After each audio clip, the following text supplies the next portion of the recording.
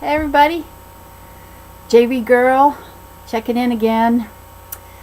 Just thought I would come down and do a video, and you know how in these other videos that I've done I've talked about reading and how much I think reading is important. So I'm going to see if I can tag a few folks, and I'm going to show you 10 of my favorite authors. And I'm hoping that anybody who sees this and anybody who's tagged can do a video about their 10 favorite authors. If they don't have 10, then however many you have. If you've got 3, cool. If you've got none, you don't do a whole lot of reading, well, okay, that'll be fine. So, first off, I am a big science fiction reader, and a classic author of science fiction. He's gone now, but he was fabulous. His name is Robert Heinlein. This book, Time Enough for Love, I would recommend to anybody. Especially if you enjoy science fiction. I mean, it's really a lot about relationships and some pretty quirky relationships. But it's also involved, there's some time travel going on and some other stuff going on. So this was the book that sort of defined the love that my husband has for me. And there's a character in here called Dora, and I ended up using the nomenclature Dora Lynn as my nickname.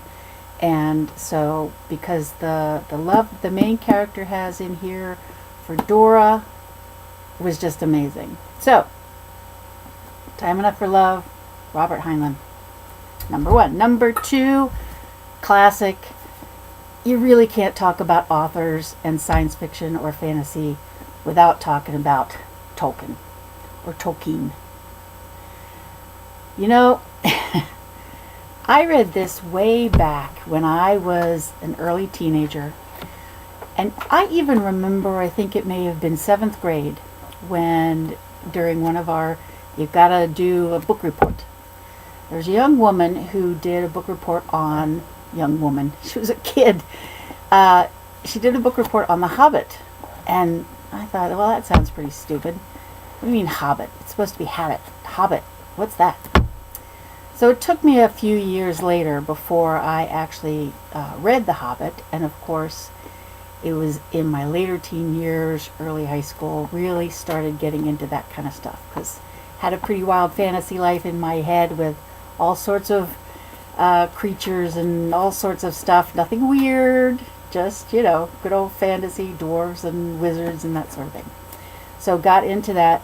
Tolkien, Fellowship of the Ring. Love the movies. Have all 3 of them. Don't have The Hobbit. To make 3 big, huge movies out of 1 book? I don't know. But, okay, number 3. This science fiction writer is so prolific. And he continues to write. I think he must come out with things at least every year. I mean, the man just writes and writes and writes and writes. And he doesn't only write 1 series. He writes, I think at this point 3, 4, 5 different series. The one that he has that's been the longest in number of books, it's in the teens how many books there are in this series. His name is David Weber. And these are the Honor Harrington books. Honor Harrington is a main character. She is a young cadet, starts out as a young cadet in the Space Navy. And the writer's a big fan of Navy. He's also a big fan of technology. And this is what they call, let me see, I think they call it space drama. And that's what it is. It's space drama, but he's a really good writer, and he's so prolific, and he's just fun to read. So, David Weber. All right, so those are science fiction. But I don't just stick to science fiction. I do other stuff as well. Because, science fiction is great, but there's a lot of other wonderful books and fabulous authors. So, many years ago, I read this book, and I thought, this is really good. This is a really good book. And it had moments that were especially almost frightening. Not monster scary, but wow, I can't believe that happened. So the author is Barbara Kingsolver. Her first book was The Bean Trees. You may have heard of Barbara Kingsolver. She's had a number of different books after this. Some of them were fiction, some have been nonfiction. There is a book that she did. She now lives in Southern Virginia somewhere, southwestern side, and she did this experiment the first year that she moved to this farm that she and her family now live on, where she was going to go an entire year and only buy local food. So the only food that she bought had to be born, bred, raised, grown within 50 to 100 miles of her home, which during the winter, it can get pretty tough just about anywhere, unless you're in Florida or Georgia or something, to get anything in the wintertime that's grown out of the ground.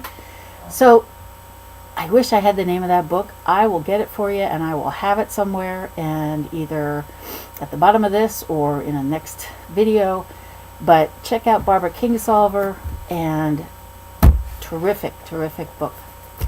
My next female author that discovered through another friend who had read this, and I thought, that sounds okay.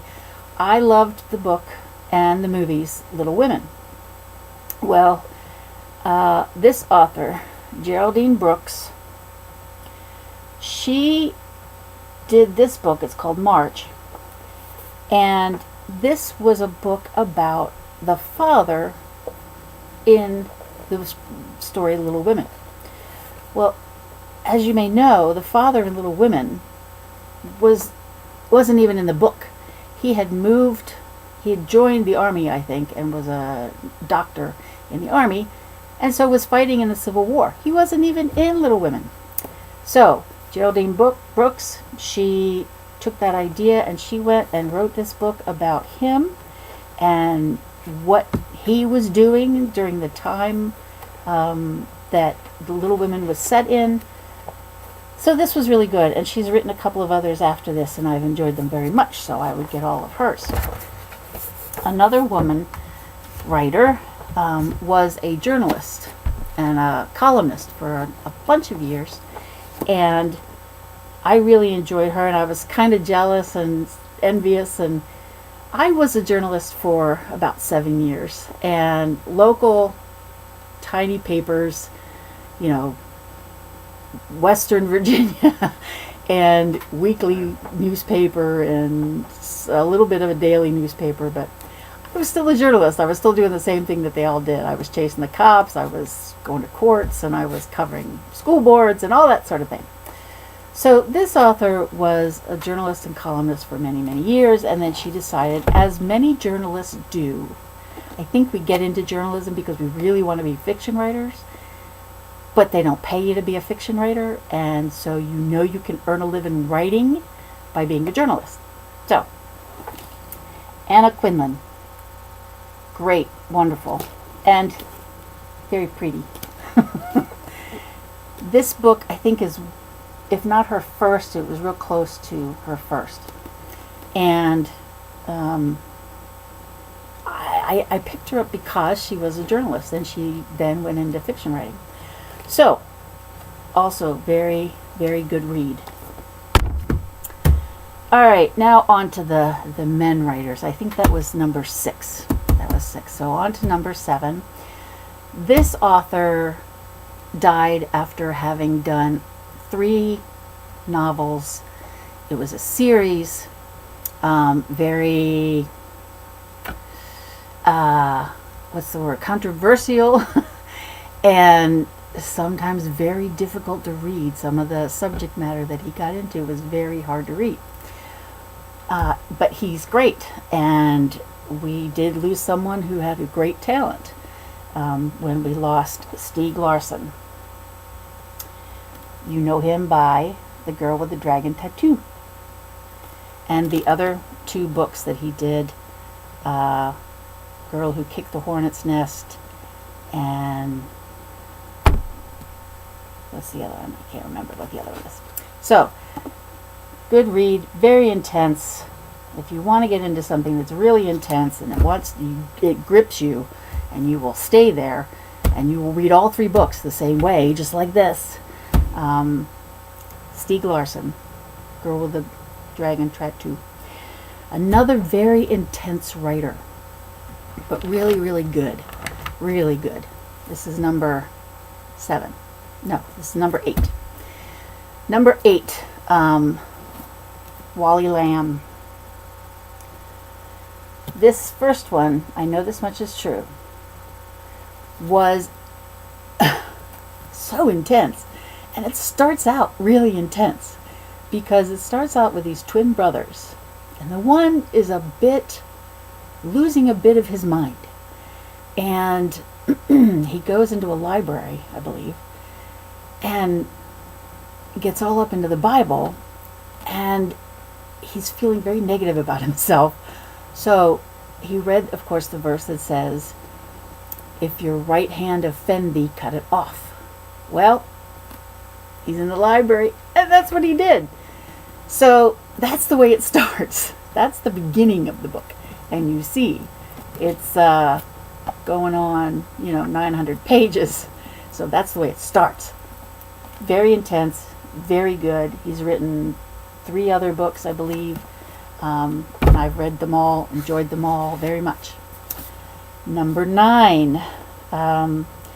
This gentleman is from outside the country, but he did, I believe, if his books are at all biographical, he came to this country, and all of his books are written in English. They're not written in Arabic or anything like that. So, but he is from, I think it's Iraq.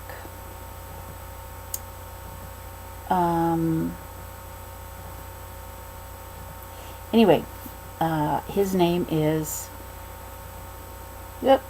Khaled Hosseini, and you all may remember this book, The Kite Runner. Really good. All of his books take place in Afghanistan. I think that's where he's from, and all wonderfully written. And I enjoy reading about other places in the world to some extent, because let's learn about each other. Let's find out these things that make each other tick, that make us what we are. And as some people say, let's find the common ground. So, very good book. Got me into a bunch of other books that were set in that Middle Eastern area. Okay, last but not least, certainly not least, he writes some of the strangest stuff. I mean, if you're not into, I'm not quite how to put it. And you may know him once I give you his name, but he is wonderful. And he comes out with a new book every few years, and I believe I've read them all. His most famous was The World According to Garp. So you kind of know what I'm talking about with the, we love the kind of quirky strangeness of Garp. And his name is John Irving. This particular book is Last Night in Twisted River. It was a really good book. There's only been 1 or 2 that I haven't liked.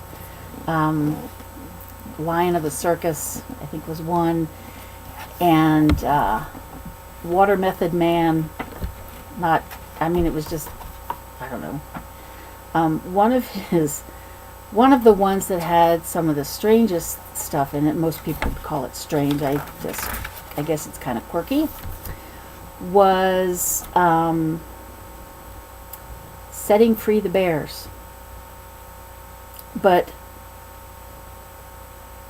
well, maybe I'm getting that one mixed up with the Hotel New Hampshire, which was also made into a movie. In fact, a couple of these have been made into a movie. And one of his most famous is A Prayer for Owen Meany. I think that's the one that really sort of, besides Garp, that one really made an impression on a lot of people in the world. So those are my 10. Real quickly: Robert Heinlein, J.R.R. Tolkien, David Weber, Barbara Kingsolver, Geraldine Brooks, Anna Quinlan, Stieg Larsson, Wally Lamb, Khaled Hosseini, and John Irving. That's my 10. Tell me, what are your 10 picks for the best authors, or not necessarily even the best, but your favorites, the ones that you enjoyed reading. Partly I hope to learn some new authors, because I like trying new authors, but I want to make sure that there's, authors that people have enjoyed, that have really done a nice job with their writing. They're very talented. So let me know. And thanks for watching. Special thanks again to Kathy, No Guts, No Glory. Howdy. And she's my number one sub. And appreciate that very much. So y'all take care. Have a great night. It's Monday, so have a good rest of the week. And I will see you later.